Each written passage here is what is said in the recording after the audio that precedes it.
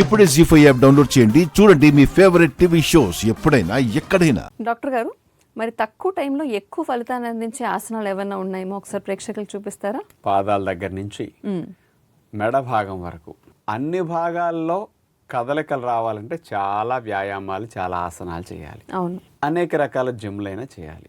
అలాంటివి ఏమీ చేయటానికి సమయం లేదనుకునే వారికి ఒక 4-5 వ్యాయామాల్లోనే టోటల్ బాడీ వార్మప్ అవటానికి, టోటల్ బాడీలో మజిల్స్ ఫ్లెక్సిబుల్గా మూవ్ అవటానికి, స్టిఫ్నెస్ తగ్గటానికి, రక్త ప్రసరణ బాగా పెరగటానికి ఉపయోగపడే సింపుల్ వ్యాయామాలు, ది బెస్ట్ వ్యాయామాలు ఏవో చూడండి. ఇప్పుడు సమయం తక్కువ ఉన్నప్పుడు శరీరం అంతటికి మంచి వ్యాయామం వచ్చే విధంగా 4-5 చేస్తే చాలా బాగుంటుంది.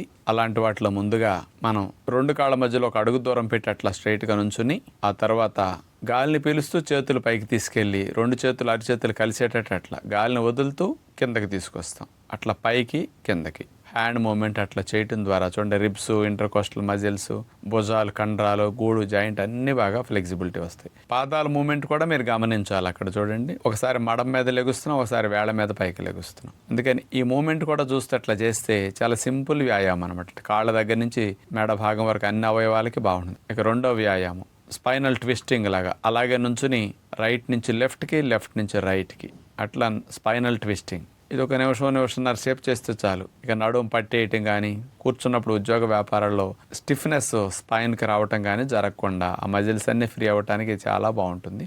స్ట్రెయిన్ ఇంకా తక్కువ ఉండాలంటే చేతులు ఎట్లా ఉండాలి, స్ట్రెయిన్ అయినా పర్లేదు. కొద్దిగా వయసులో ఉన్నవారైతే చేతులు భుజాలకు సమాంతరంగా చాప అట్లా చేయాలి. ఈ 2 రకాలుగానే మీరు చేసుకోవచ్చు అనమాట. ఇక మూడవది, ఇందాటి వల్ల కాళ్ళని అంతే దూరంలో ఉంచేసి గాలిని పిలుస్తూ 2 చేతుల్ని పైకి లేపుతాం, వెనక్కి బెండ్ అవుతాం, మళ్ళీ గాలిని వదిలేస్తూ చేతులు నేల కానిచ్చేటట్టు ముందుకు వంగుతాం, మళ్ళీ గాలిని పీలుస్తూ వెనక్కి, గాలిని వదులుతూ కిందకి, మళ్ళీ గాలిని పీలుస్తూ పైకి లేపుతూ వెనక్కి వెళ్ళాలి. ఇది సీటు భాగానికి, నడుము భాగానికి, లోవర్ బ్యాక్కి అన్నిటికీ చాలా మంచిది అనమాట. ఫ్లెక్సిబిలిటీ బాగా నడుముకు పెరగడానికి ఒక 1 మినిట్ అట్లా చేస్తే చాలు ఇది. అలాగే ఒక్కసారి కింద కూర్చుని సుఖాసనంలో మీరు కూర్చోవచ్చు. రైట్ సైడ్ బెండ్ అవుతాం, లెఫ్ట్ హ్యాండ్ అట్లా పైకి లేపేసి రైట్ సైడ్ అట్లా నడుమంతటిని బెండ్ చేస్తాం. సైడ్ ట్విస్టింగ్ అనమాట ఇది. అట్లా ఎడం చేతిని నేల కానిస్తాం, కుడి చేతిని పైకి లేపేసి ఎడం వైపు స్పైనల్ ట్విస్టింగ్ అట్లా చేయాలి. మళ్ళీ ఒకసారి కుడివైపు, ఒకసారి ఎడం వైపు.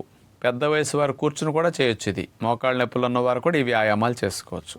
5వ వ్యాయామంగా వెల్లకిలా పడుకుని కాళ్ళు మడుస్తాం, పాదాలు అట్లా ఆనిచ్చుంటాయి, చేతులు తలకి ఇరువైపులు అట్లా చాపేసి 2 కాళ్ళు కుడివైపు తిరిగితే మెడ, తల భాగం అంతా కూడా లెఫ్ట్ సైడ్ తిరుగుతుంది. కాళ్ళు లెఫ్ట్ సైడ్ తిరిగితే మెడ, తల భాగం అంతా కూడా రైట్ సైడ్ తిరుగుతుంది. ఇట్లా ఆపోజిట్ మూమెంట్ అనమాట. 2 మోకాళ్ళు నేల కానాలని మనం ప్రయత్నం చేయాలి. ఇదే విధంగా చేస్తే లోవర్ బ్యాక్ పెయిన్ కానీ, బ్యాక్ పెయిన్ కానీ రాకుండా స్పైనల్ ట్విస్టింగ్ ద్వారా బాగా జరుగుతుంది అనమాట. ఇది కాళ్ళల్లో ఫ్లెక్సిబిలిటీ బాగా పెరుగుతుంది. ఈ 5 చేయగలిగితే 10 నిమిషాల్లో బాడీ అంతటిని బాగా ఫ్రీ చేయడానికి అద్భుతంగా ఉపయోగపడతాయి. జీ5 యాప్ డౌన్లోడ్ చేసి అన్ని ఎపిసోడ్స్ పూర్తి ఉచితంగా చూడండి.